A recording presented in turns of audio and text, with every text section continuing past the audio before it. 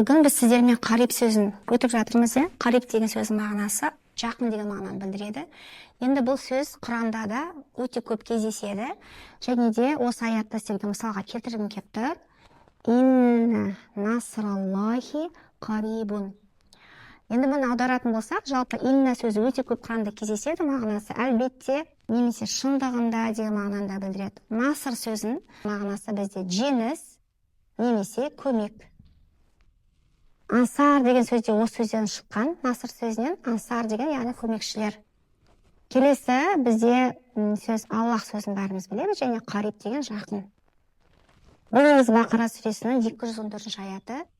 Инна насраллахи қариб. Әлбетте Алланың көмегі, Алланың жеңісі жақын деген мағынаны білдіреді. Көбінесе негізі бұл аят бізге үлкен бір үміт сыйлайды. Бұл аят біздің жүрегімізге бір тыныштық сыйлайды. Өйткені адам қиындыққа келген таппаған кезде не істейді? Алла маған қашан көмек береді екен? Алланың көмегі алыста шығар, ол қашан маған келеді деген сияқты ойларды шайтан оған салып, үмітсіздікке оны апарады. Бірақ осы аятты білетін адам, оның жүрегі тыныштықта болады. Өйткені ол біледі, Алла өзі жақын, және оның көмегі де жақын.